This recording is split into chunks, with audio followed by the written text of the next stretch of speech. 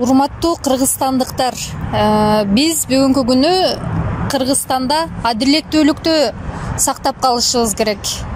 Эгер адилеттүүлүк болбосо, чачкачылык, жакырчылык, кулчулук боло берет. Бүгүнкү күндө мыйзамдын сызыгынан кылдай кыйшайбаган Адахан Кимсанбаевичти жок жерден мыйзамсыз протокол менен бүгүнкү күндө бийлик камап олтурушат да.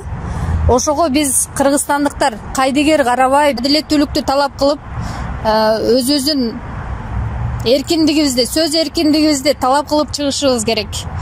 Бир эле Адахан Кимсанбаевичтин эркиндиги эмес, ошол жерде кемпир-абад үчүн жаткан кыргыздын жигиттери, азаматтары күнөөсүз, мыйзамсыз абакта олтурушат. Ошолордун дагы эркиндиктерин талап кылабыз. Кыргызстандыктар биз ушинтип олтура берсек, тарыхты кайталап, улуу инсандарыбызды эми караңгы эл экенбиз, ошол кезде информация жетпеген үчүн биз улуу инсандарыбызды, Касым Тыныстановду, Жусуп Абдрахманов инсандарыбызды аттырып, өлтүртүп, аларды коргоп кала алган эмеспиз. А бүгүнкү күндө бизде информация бар. Изденели, бийликтен талап кылайлы.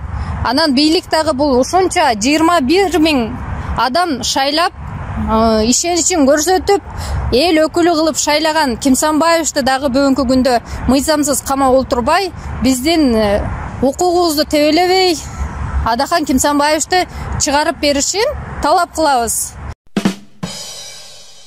Мен дагы бийлик төбөлдөрүнө кайрылгым келип турат. Бизге силердин бийлигиңер кереги жок. Бизге акыйкат, башкаруу, адилеттүүлүк керек. Кимиң болсоң ошоның бол. Адилет башкаруу болсо болду, биз ошону колдойбуз. Азыркы кылып аткан ишиңер адилетсиздик. Бардыгы көрүп билип турат. Адахан Кимсанбаевичти адилетсиздик менен кармап отурасыңар. Биз талап кылабыз бардык мүчөлөрүнө бүтүн Кыргызстан жана Адахан Кимсанбаевичке боштондук талап кылабыз. Ассаламу алейкум, урматтуу кыргыз элим. Биз дагы ушул жерде акыйкатсыздык жана билимсиздик жүрүп аткан кыргыз элибизге талап кылуу менен ушул жерге эфирге чыгып олтурабыз.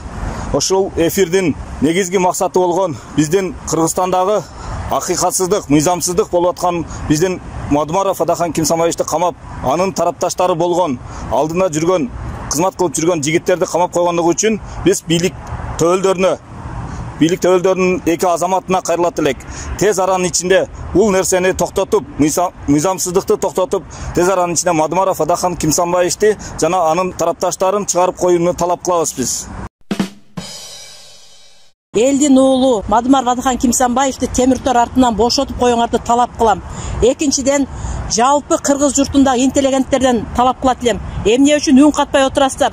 Чындык деп чыркырап, кылымдын чыгааны темир тор артында жатканда, жашыңарды жашадыңар, ашыңарды ашадыңар, үн катып койгула. Медеткан Шеримкулов, Апаз Жумагулов дагы ушундай төбөсү көрүнгөн жакшыларга да кайрылып кетет элем. Чындык чыркырап атат. Адахан Мадумаровдун өзүнө күйбөсөңөр дагы чындыгына күйүп койгула. Баарыңардан ушуну талап кылып суранып кетемин. Адахан Кимсанбаевичке боштондук. Урматтуу Адахан Мадумаров, сизге биз өмүр, ден соолук жараткандан тилеп сурап турабыз. Сизге эки дүйнө бактысын берсин жараткан. Биз сиз мененбиз. Күчтүү болуңуз. Биз сизге өйдөдө өк, ылдыйда жөлөкпүз. Урматтуу Мадумаров Адахан Кимсанбаевич. Ошол төрт көчөнүн тургуну катары силерге айтарым. Ошол кездеги чырда чубактын кумундай болгон 275 метрде Мадумаров чечпегенде, биз алга чейин кыйналып өтмөкпүз. Ошол жер эң туура чечилген. Азыр биз эл, баткен эли элегели кыйналбай өтөбүз. Мен силерге талап кылам. Адахан Мадумаровду бошотуп койгула. Баткен элинин атынан талап кылам. Себеби баткен эли силерге чындыкты айткандан коркушат. Анча-мынчалардын башы көрүнгөндөрдү барып коркутуп атасыңар. Ошон үчүн Баткендин тургуну катары, ошол жердин кызы катары мен силерден талап кылам. Адахан Мадумаровду тезирээк бошотуп койгула. Ал жер эң туура чечилген.